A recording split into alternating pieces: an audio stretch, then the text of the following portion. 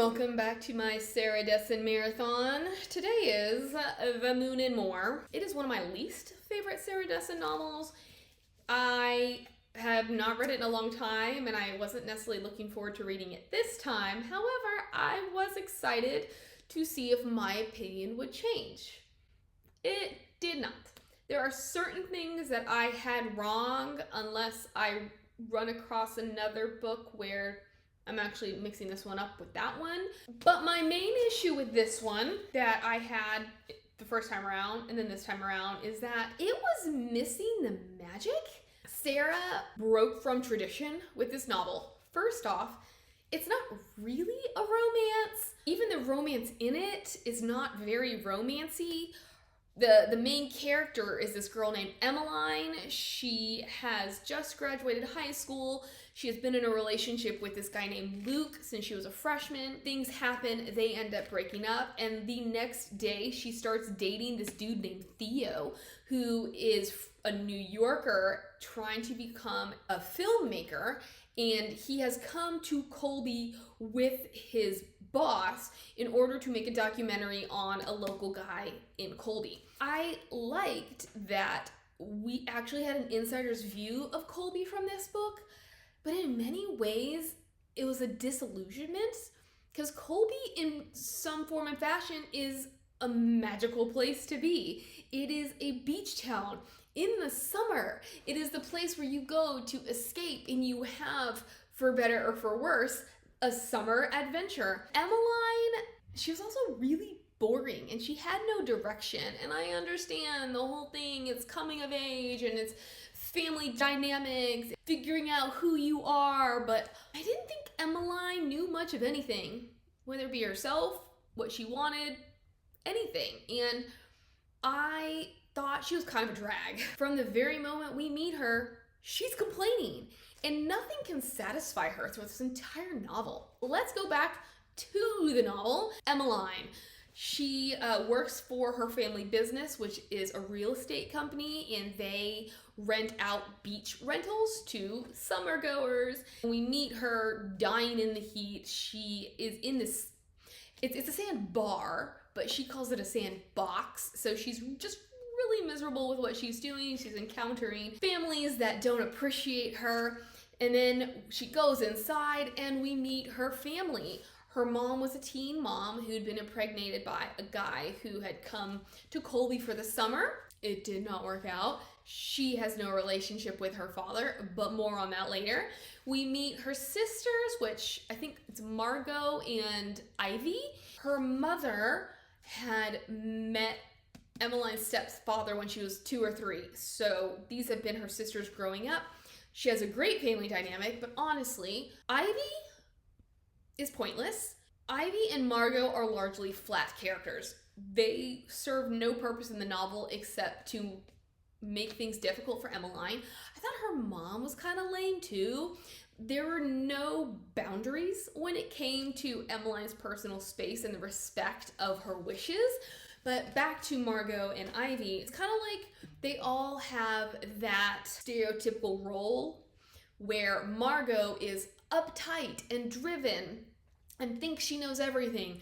Ivy can't take responsibility for anything. She's going to cosmetology school, but it seems the only thing she does there is change her hair color. And then Emaline is somewhere in between. She's incredibly intelligent. She got into Columbia, yet she is stuck in a one-horse town. She cannot go to Columbia due to financial restrictions, and she's just floating. She's not dumb, but she's not really smart. Margot, being the first person in their family to have a college degree, has implemented all of these new things into the family business, which is technically owned by her grandparents. And her grandmother, I thought, was one of the best characters in the book. She was really funny, even though she wasn't a very prevalent character in the book, but she was a good source of humor. I kind of wish we'd had more of her to balance out everything else that was going on, because it was a heavy book. Dessen always has great themes and messages, but there's always a character there who lightens things up and reminds us this is a young adult novel. The only people we had was, I think it was Morris is her best friend, and then the grandmother, who we only see in spurts. Emaline, whenever Margot institutes a new policy, and it's pointed out that Margot's not in charge. So why is Margot having such control of things?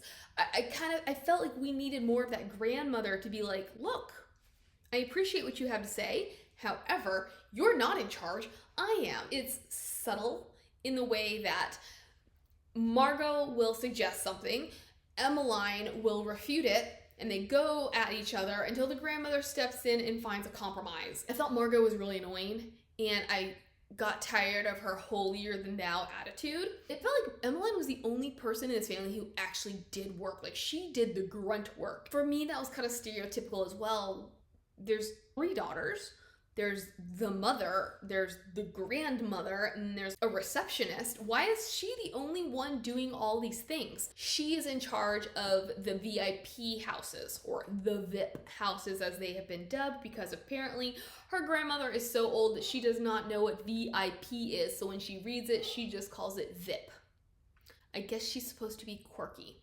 If you can't see where we're going here, and this is gonna be a very cynical review.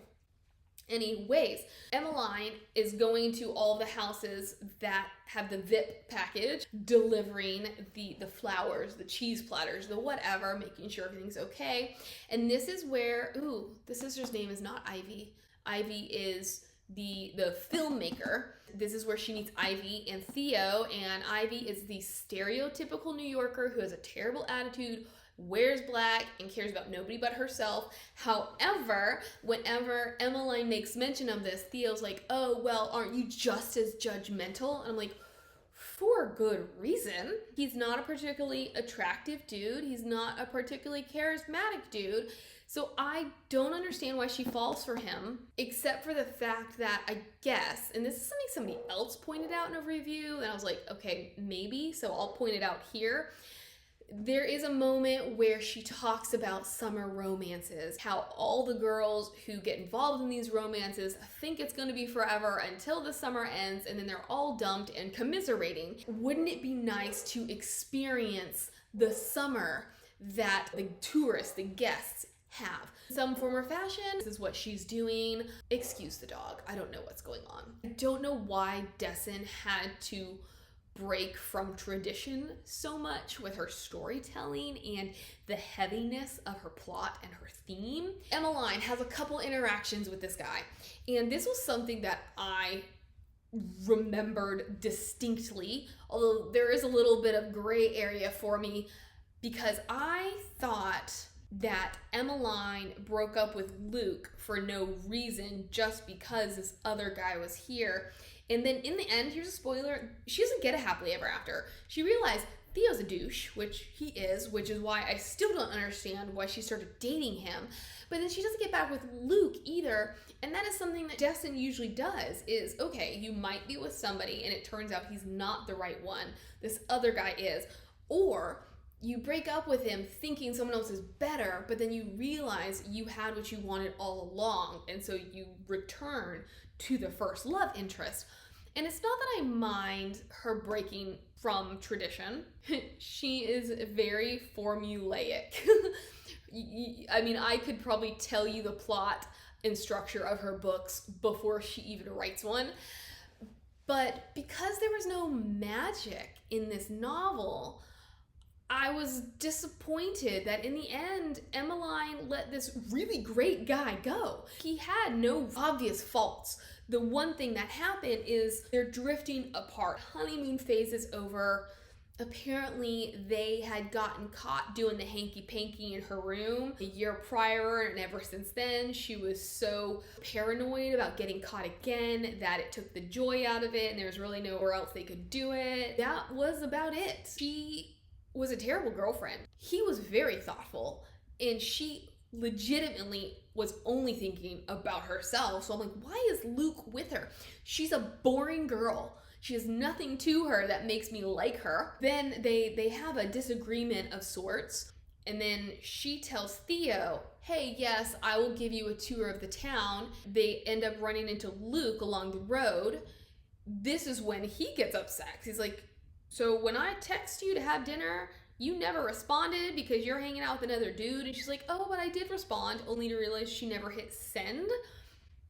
We learn that he had been propositioned by a summer girl. She had given him her information. He had responded. At the end of the night, he actually did meet up with her. He didn't hanky-panky, but they didn't not hanky-panky. You know, there was a little something going on there that shouldn't have been going on considering he had a girlfriend. The thing about it all is, okay, yes, she had written him, given him her number and said, hey, let's do something before he ran into Emaline and Theo. So he shouldn't have been responding to her considering he's got a girlfriend.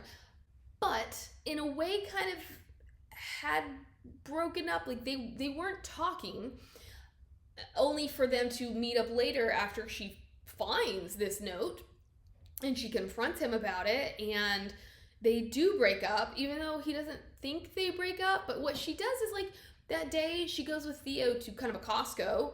He kisses her there and she's like, oh, no, just broke up with my boyfriend this morning. Can't do anything until tomorrow. Literally like 12:07 a.m.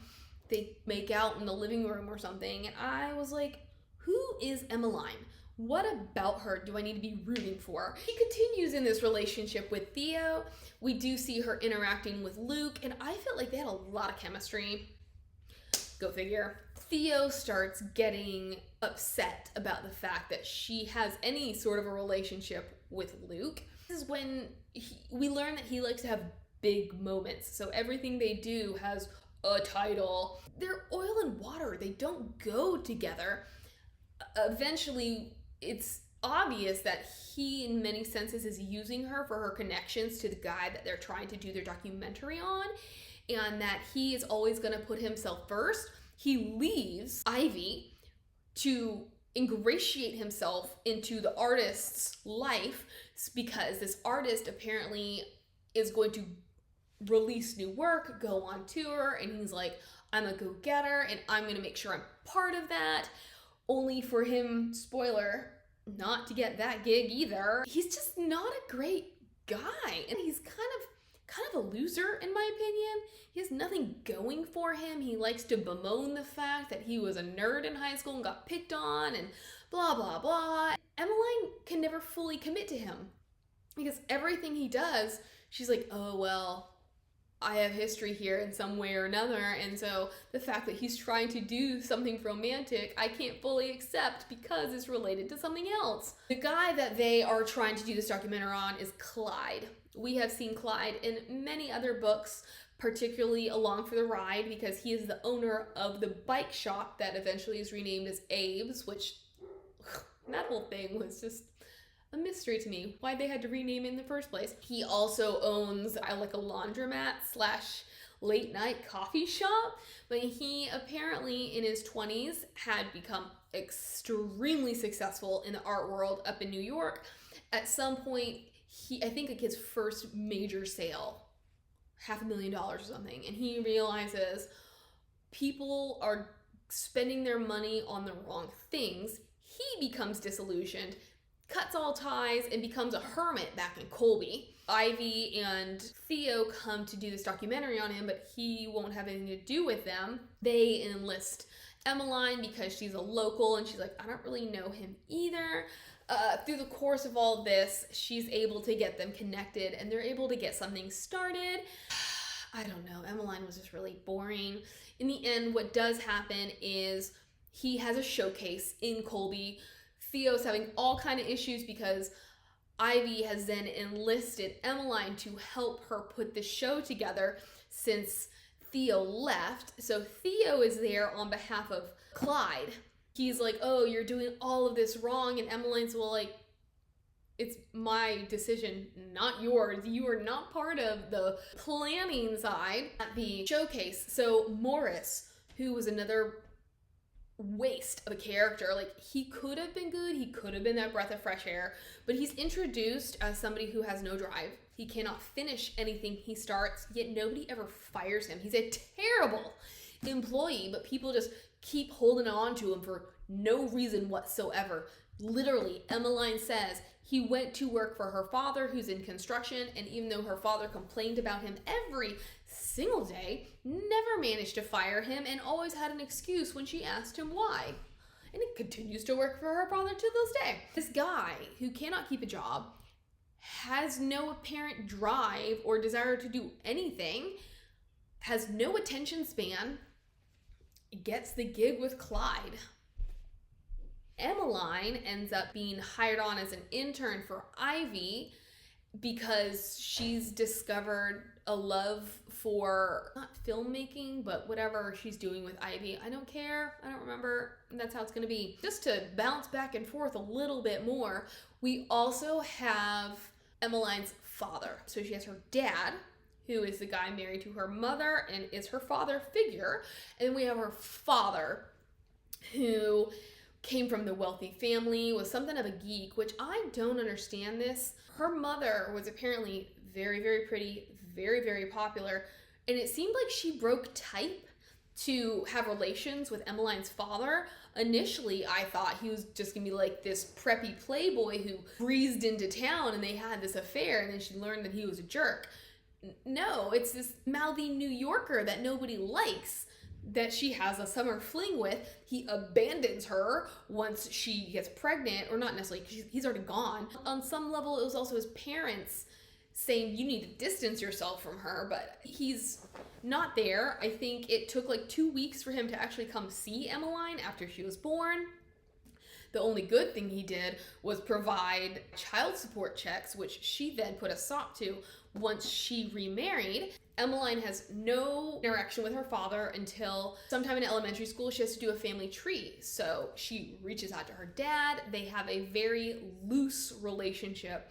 Most of it is centered around books and school because she likes school. And then sometime in high school, they start talking about colleges. He says, you can do more. Let's see what you can accomplish, what you can achieve, which is when she, at his prompting and with his help, studies and gets into Columbia, only for him to then say, actually, I'm not going to pay for your college education, at which point she has to decline Columbia, and now she's just going to go to some rinky-dink state school in North Carolina. He doesn't come to her graduation. He doesn't even respond to her graduation notice. He calls her up at the beginning of this novel and he says, hey, your half-brother and I are on our way to Colby because my aunt died and we're gonna sell the house. At this point, we learn that he and his wife Leah are divorcing, which I cannot understand why these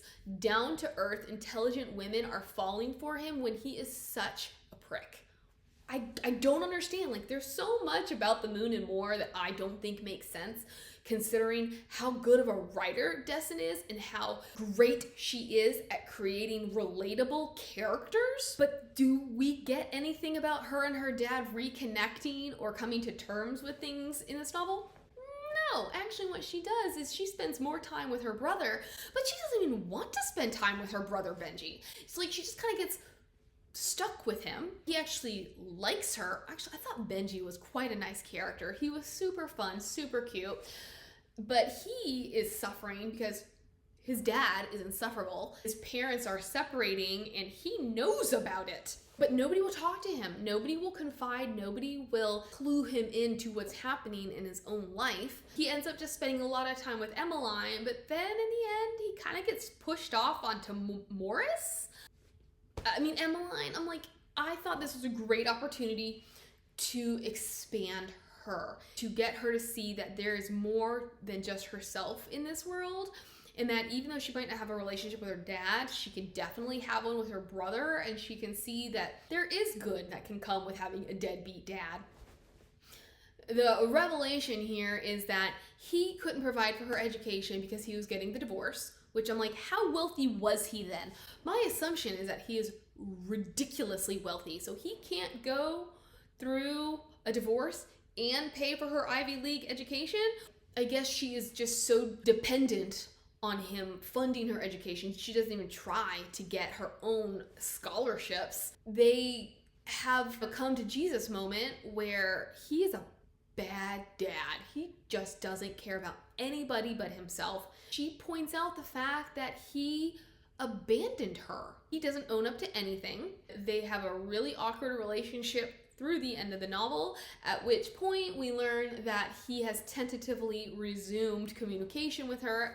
However, it is all school related. They're never gonna have a relationship. That's really what it's about.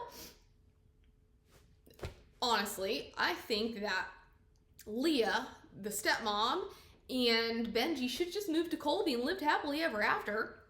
There is a moment where at this art show, Benji is expecting to be able to stay for it. He's helping out, he's being great, only to be informed that he's actually going to be leaving before the show. He disappears.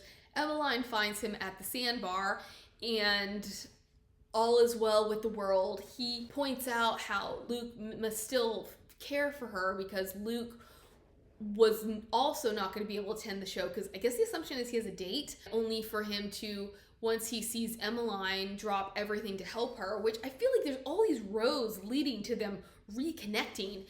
And in the end, she's like, well, I just don't want either boy. I mean, there's her best friend Daisy, who was a breath of fresh air as well.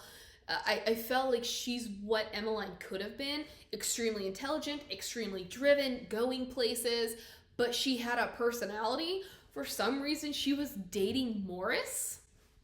We didn't get enough of April to really get insight into why this would happen, except we're supposed to assume that opposites attract and in a very one-dimensional way that's okay. Oh my gosh. In What Happened to Goodbye, we learn about Gert's bracelets. In The Moon and More, we learn what those are and where they stem from. And it is a young woman who is a local to Colby. She had been going places, only to 17 or 18 years old, be hit by a car, and from there, she seems to still be suffering mental effects from hitting her head.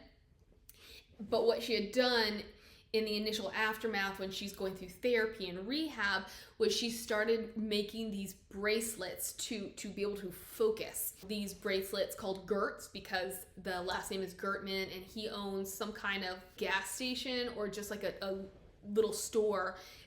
He'll just have a basket of them and people can buy them, and we get looks at her from a distance, and the wrap up is like, oh, you know, she had such a future ahead of her and this is how things turned out for her, but she's making the best of it. And I don't know, The Moon and More I thought was really pointless. It was one of the most boring books that I've read recently. It is definitely not up to Dessen's standard. Actually, there's this one really, really great moment. The only time that Emaline actually shows personality is when Ivy gives them a call and says, hey, there's an issue at the house. This house is like a $5,000 a month rental. Emaline goes over there and she realizes the state of affairs. Ivy has trashed this house, especially in the master bedroom. The issue is that the screen door is not entirely connected. We don't know how, but we definitely see that Ivy is to blame and it is scraping the paint off the siding. And not only this, but before Ivy comes in, it's this beautiful ethereal room. It has this beautiful beach view. And now Ivy has taped up black garbage bags with duct tape to the walls, and Emaline has a minor meltdown, like there's cranberry juice on the carpet, and she lets Ivy have it, which I thought was a great turning point for Ivy, not for Emaline, because she goes back to be milquetoast after this. At this point, Ivy is like, for some reason, she's completely clueless to the fact that this goes against her rental agreement and that she will not be getting her deposit back, and that yes, she's damaged this house. This is the point where Ivy is a real person, and this is where she and Emaline connect and their relationship grows and goes from there. But I'm so glad we had this one moment, because Theo was a huge disappointment and Ivy turns out to be what I'd hoped Theo would be, where he's just misunderstood because he's a different kind of guy. I mean, it's okay to be a nerd. It's okay for him and Emaline to be very different people, but they come together and they're like puzzle pieces. They fill each other's gaps in. But he is exactly what he represents at face value. I don't know. Like, they had no chemistry, and I don't think they actually did anything together except for make out. I don't know what she saw in him, and I don't know what Dessen was trying to sell us on. One of these days, I will get my little map out of how all these books are interconnected, but until then, I will see you for another review, and I hope you have a great day.